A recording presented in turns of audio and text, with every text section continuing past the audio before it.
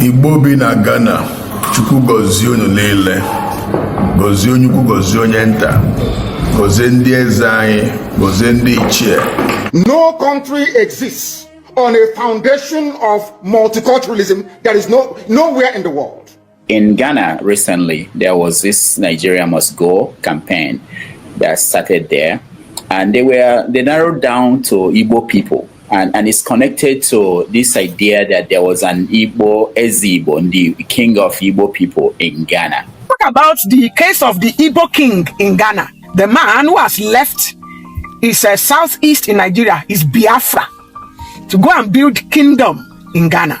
Importing your cultural value, traditional practices into another person's country is language and cultural democide, ethnic cleansing, and genocide in disguise. Whenever you hear tribalism, religious fanaticism, just know that the person talking is an Igbo person. Yes, they are Igbos. Whenever you see any comments, this person is being tribalistic, this person is being religious fanaticism, just know that this person is an Igbo person. But whereas in reality, they are the most bigot people in Nigeria, the most tribalistic. Not on the basis that we are better and we are stronger. We Igbos, we are better, we are more industrious, we are more creative. You people, the remaining people are stupid, they don't have sense or whatever. So we need to go so that we'll be better. Hi everyone, thank you for clicking. I really appreciate you for coming on my channel. Just in case you are new here, my name is Lillian. To my returning viewers, I appreciate you for always coming back. Please do well to give this video a like and feel free to hit the subscribe button if you have not subscribed. Let's get into the video. In this video, I have got so many videos, including the latest video of the former Igbo king in Ghana, now chief of the Igbo people in Ghana, Mr. Chukwudi Henetu. He posted this video on the 30th of August at about 10 p.m. Ghana time. That is like 11 p.m. Nigeria time. And I filmed this video you're watching now on the 31st of August, which happened to be a Sunday, and I'm hoping that the video will make it out there today. So I have his video here. In this video, he has a message to his, I will say, to the world. And I also have videos from around Nigeria. In this video, I'll be displaying videos of people from the northern part of Nigeria, the south part of Nigeria, the Yorubas, and also the Igbo people as well. Let it be known that I did not go to their houses to film these videos. These videos are already out here in public domain. I'm saying this for those that will come and tell me you are causing problem. And those that tells me you are supposed to be making peace, count me out. I am not a peacemaker. I'm only reacting to the reactions of other people regarding what happened in Ghana. I'll say what is happening in Ghana because I don't think it's over yet, because I'm seeing videos of some Ghanaians still agitating for the Nigeria Must Go, which I do not fault or support them whatsoever. I, as a foreigner living in Ghana, I do not say I support or against their decision to do whatever is right for the good of their country. My own is Ghana must not be allowed to spoil.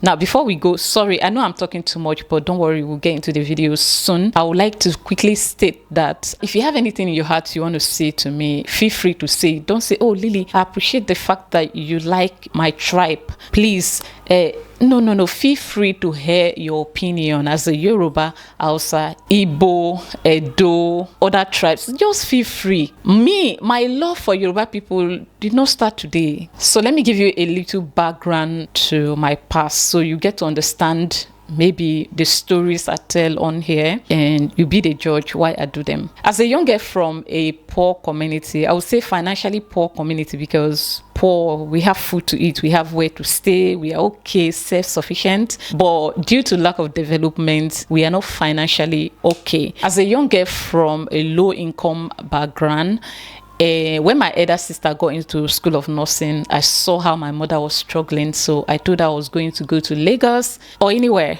to work as a house help so I could support the family. My mother refused, but when she realized that I was going to run away, she agreed and handed me over to somebody, and in turn that person took me to Lagos, Nigeria. Then I was just 11 years old. While in Lagos, I worked as a house help in many homes, including the Yoruba people, the Igbo people. Then later on, I moved to Ibadan. While in Ibadan, I worked with a Yoruba family, an Indian family, and a Lebanese family.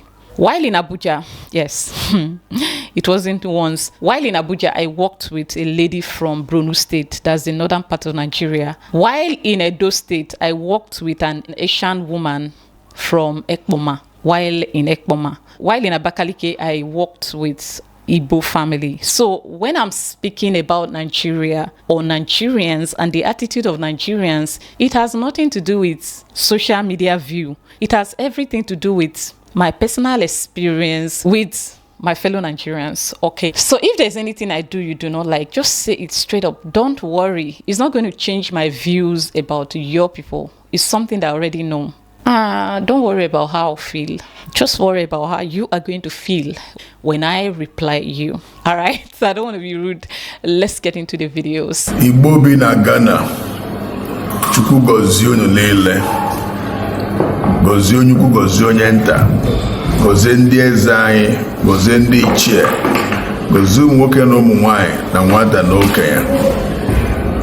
N'ike na ebere Chineke, tata wo 30th of August wo ụbọchị ncheta 10 afọ na mkpụrụ ụbọchị 3 ike na ebere Chineke hiwela anyị obi Igbo na Ghana, hiwere anyị eze ndị Igbo na Ghana. Ụbọchị dị otu a na 2012 ụbọchị anyị niile nọkọrọ wee nye Chineke otuto ma mee ihe ịrịba ama gbasara ndị Igbo. Mana asị very big congratulations to each every one of us. Mana asị na oche eze ụzọ ije a Chineke binyere ndị Igbo n'ụzọ ije, ọ ga-adị anyị mma. Ma na-ekele ndị Igbo obi niile, na-ekele ndị ichie niile na ndị eze anyị na Ghana, so ọ dịrị mma. Na-ekele ala Ghana nke nyere anyị nchekwa, na-ekele na gọọmenti Ghana, na-ekele traditional institution Ghana, na-ekele gọọmenti of Nigeria, na-ekele ụwa niile, so ọ ga-adị na niile mma.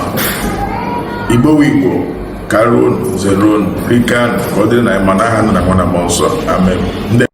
Anyways, I do not really understand Igbo like that, but I could guess. If you are Igbo and you want people to know what he said, feel free to leave it. But I don't think there's anyone out there. If you have an Igbo friend, you can ask them, you can show them the video to tell you the meaning. But I think it's giving appreciation to the government of Ghana, to his fellow Igbos in Ghana, and to the government of Nigeria, and then celebrating his 13 years of reign as a Igbo leader. Eze Igbo king in Ghana. Except you have another interpretation to Eze. I thought Eze means king. Eze ndi Igbo na Ghana. It's okay, but they said it's not like that. It's okay anyway. And in the video, he stated clearly that he posted it on the 30th of this month, just to confirm what I said earlier in the video. Now, let's move to the next one. In Ghana recently, there was this Nigeria Must Go campaign that started there. And they narrowed down to Igbo people. And it's connected to this idea that there was an Igbo, Ezigbo, the king of Igbo people in Ghana.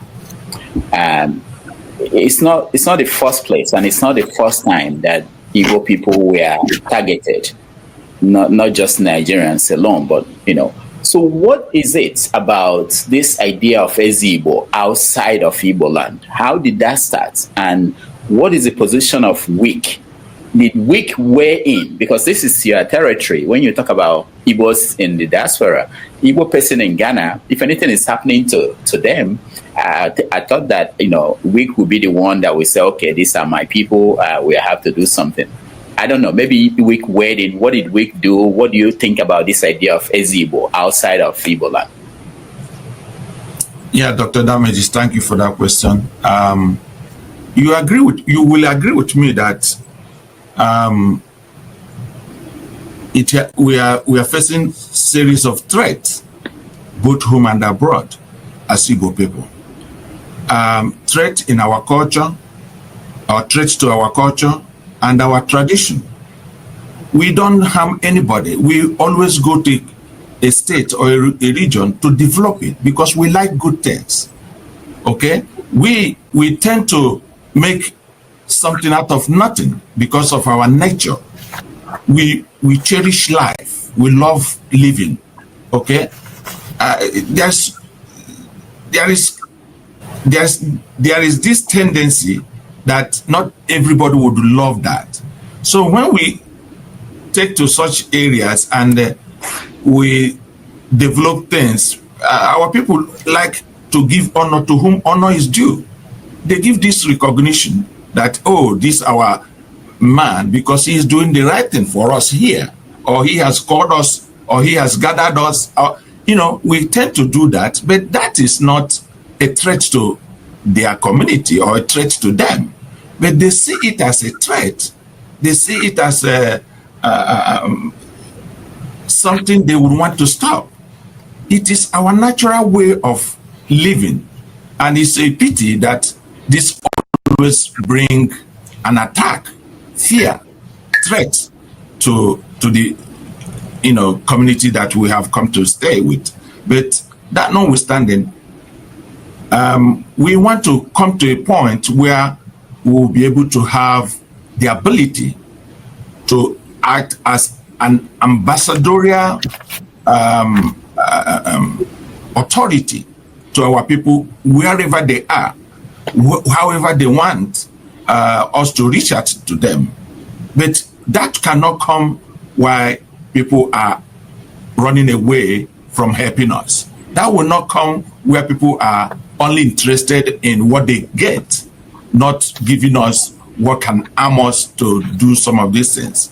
And we are starting very, very well to make sure that we have the ability to extend our tentacle of protection, tentacle of activity of caring for our people wherever they are. Talk about the case of the Igbo king in Ghana. The man who has left his southeast in Nigeria, is Biafra, to go and build kingdom in Ghana. A lot of people have tagged me on several videos of protest videos by Ghanaians, and they have called me to talk about it. And let me say this, Igbo people, why is it that you love to defend yourselves even when you know clearly your brothers or your sisters are not doing the right thing? Why? When people tag me on these videos, I went to the comment section and I saw what some of you guys were saying in the comment section. Some of you would say that he didn't say he was going to build the kingdom. Now, I've seen several of the videos because the Ghanaians have started posting the videos where he actually said he was going to build a kingdom in Ghana. And from the description of what he said he was going to do in Ghana, I am not sure even the United States would allow such. Yes, I'm not sure. So, Igbo people, why is it? I remember when Amaka Otapiapia did what she did, then you guys were all out supporting him and defending him and reposting the video of Oluremi Tinubu, where she never even claimed she was going to use Otapiapia to unalive anybody. You were busy posting the video of the Oba of Lagos, who actually cursed. He didn't say he was going to do something, he only cursed. Now, you have started defending this person in Ghana. Don't you think that these people are disgracing you? And not just disgracing you because you are outside of Nigeria, you are disgracing other Nigerians. What many of you do not know is that the Ga in Accra, they have ties with Ileife. The Ewe of Ghana, of the ones in Togo, they have ties with Ileife and Oyo. But the Yorubas who went from Nigeria to settle in those places, whether in Cote d'Ivoire, in Gabon, in Ghana, do not vaunt themselves in Ghana because the Ga and the Ewe, they have ties with us. They do not. They still respect their host. Why is it that, recently I have seen several videos also from India. Many of you do not know that about 5 Igbos have been unalived in India. Not quite long, like in 2 months, about 5 Igbos have been unalived in India. And why? What is the reason? It is this issue of not wanting to respect your host. The same thing you are doing in Nigeria, especially in Yoruba land, and Yorubas are complaining about. You have now imported, you have exported it. Now, this thing you are doing in Ghana and other places, is it not justifying what the Yorubas have been saying? Is it not? I saw that some of those ones who always speak for you, they have made videos to say that it doesn't mean anything. And then I was commenting somewhere, and one Igbo came to tell me that did Yorubas not found a kingdom in the US? That how can Yoruba found a kingdom in the US and Igbos cannot found kingdom outside of Nigeria? That is it fair? Please, are you in competition with Yoruba people? Are you? Now, the Oyotunju you are referring to in the US was not founded by Yoruba people. It was founded by African Americans who claim to have traced, by DNA, their ancestry to Yoruba land, and who are also practicing the Yoruba religion called the Sheshe. They wanted to be connected to the Yoruba people, and they came to the Ooni of Ife, the late Sijuade, and said they wanted to found a kingdom called Oyotunju in the US, and Sijuade approved it. And the US government approved it. And you can go to that Oyotunji. It is far from what you guys are planning to do in Ghana. I want to appeal to all well-meaning Igbo people, whether in the diaspora and in Nigeria, political leaders of Igbo people, they are traditional rulers. Please, can you call this man to order? Can you call the Igbos in Ghana to order? They are not the only Nigerians in Ghana. There are other Nigerians, Hausa, Yoruba, other Nigerians like those in Ghana. Yet, why are you the only ones giving these people trouble? Why? My people, we can do better than this. Why? Have a nice time.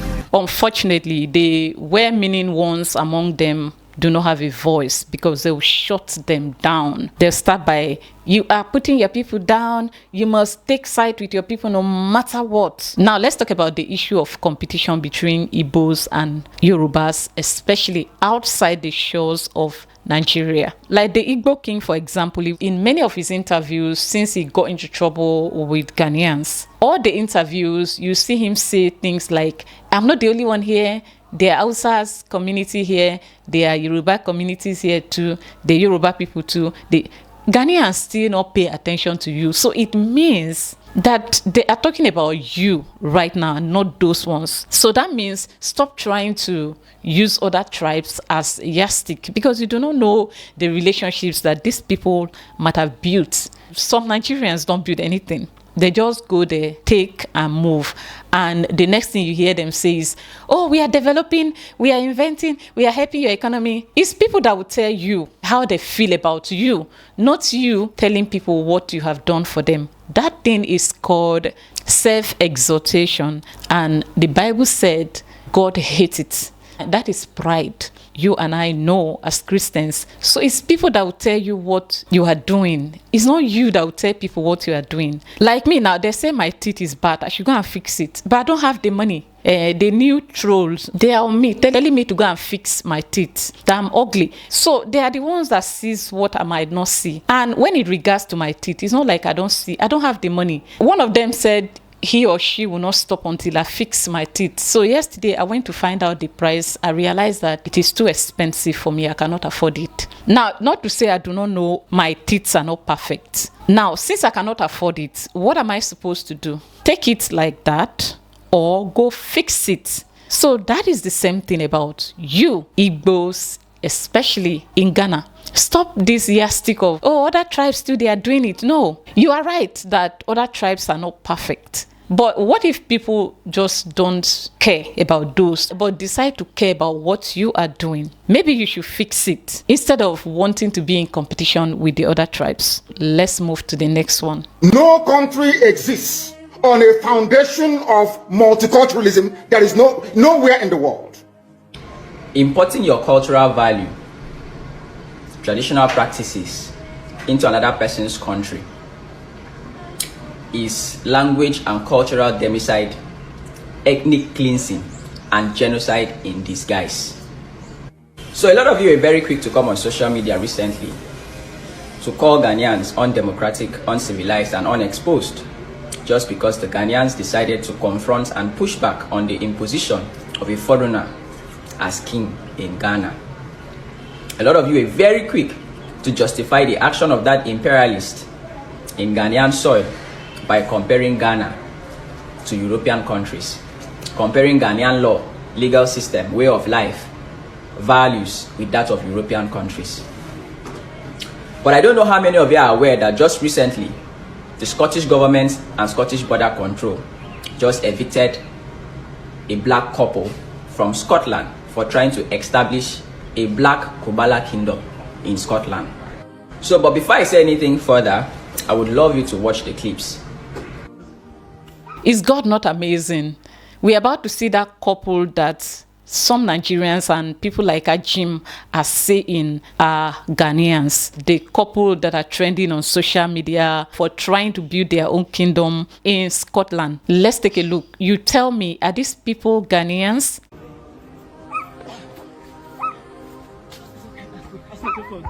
Okay. So this is the 30th of July 2025. You can see the police is here. The council is here. People from the courts are here. We have been dwelling here and they have come. This is what they've been doing for the last months we've been here.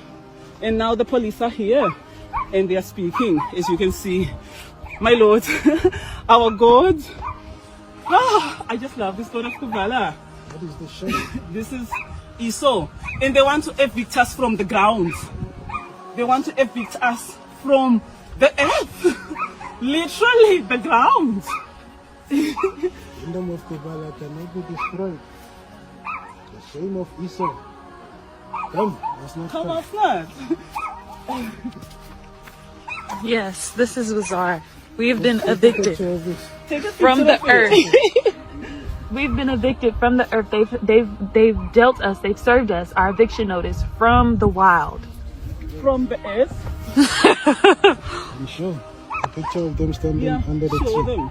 Show them. You've seen the video of the black couple that Ajim and some Nigerians are saying are Ghanaians. Now, is that a Ghanaian accent? This couple are definitely from the Caribbean, precisely Trinidad and Tobago. That is where this couple are from. So you've seen that video of those black immigrants who were evicted from Scotland because they tried to establish their own kingdom in Scotland. Sometimes when I say it that citizenship is a political status and it can be revoked at any given time, some of you think I am joking. But the truth about the matter is that just because you're a citizen of a country doesn't make you indigenous to that country. Your citizenship is a political status and it is conditional. It is not absolute.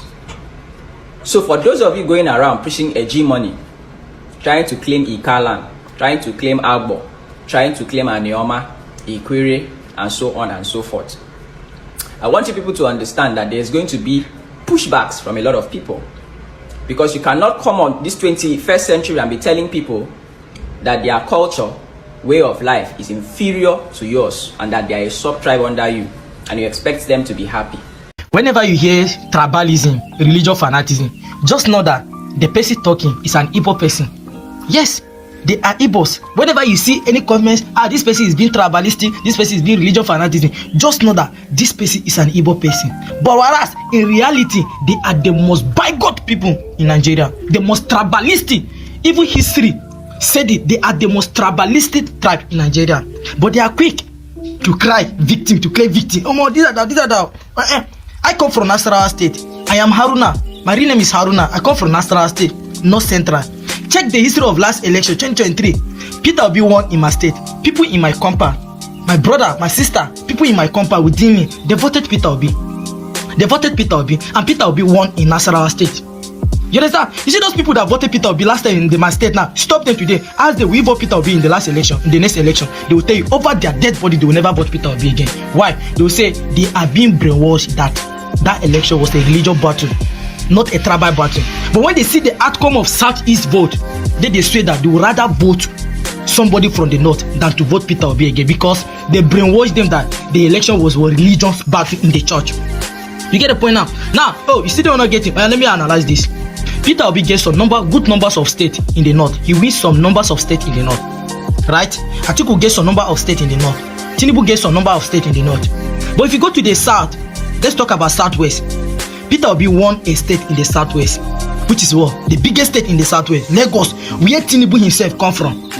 Atiku Abubakar won a single state in the southwest, which is what? Osun State. You understand? And Tinubu win the remaining 3 states. Out of the 5 states in the world, southwest, Peter Obi got 1, Atiku get 1, Tinubu got 3. Now let's go to the south. Inside south, 7 states in the south. Peter Obi get 3, Tinubu get 2, Atiku get 2. They come to the southeast. All the 5 states, nobody even get 10% of vote in the southeast. All the 5 states. Now only they sabi better thing. But after the election, now they call the insult people where we say they even share their vote. They share their vote equivalent to all the candidates. So now only southeast no better thing. And then be the real by God in Nigeria. I'm not a religion fanatist and I'm not a tribalist. But I'm just trying to tell you that you calling me a tribalist or a religion fanatist will change my view or supporting the candidate I choose for myself. This is what I believe. You also have a reason to support your own candidate. But I'm just trying to tell you that the most tribalistic people in this country is the Igbos. And I desperate for Nigeria pass. You can never see any other tribe do whatever Igbos are doing in other states. Go to Ebola, you cannot do those things. But now then they work out for Nigeria. Any village for Nigeria, you go stay an Igbo man. But they will never allow you to have peace in their own region. That is their nature. They always claim victim. Peter Obi will be say when I insult do it. And I don't want to tell 2007. I know Peter Obi government. I know there's nothing you can tell me. Nobody received insult as a governor of Anambra like Peter Obi. Today now our package who they play. Don't misunderstand me. Don't cut me out of context. When I made the video that the fight, the struggle for a Biafra is much more harder and complex than achieving the fight for a better Nigeria. A lot of people are cutting me out of context and saying I'm doing disservice to their struggle. But let's face it, how is Biafra intended to be achieved? Through referendum, Abi? Okay. If you know the meaning of referendum, you will know what it takes to have a referendum. Alright? But let me ask this basic question now. Has a bill for referendum been ever even debated or presented in the Senate House? It has never. Because to your politicians, it doesn't even make sense. On what basis are they going to present the bill for a referendum? On the basis that the Igbos are marginalized? It can be proven on paper. On the basis that the Igbos are better than any other tribe? It still doesn't make sense to them.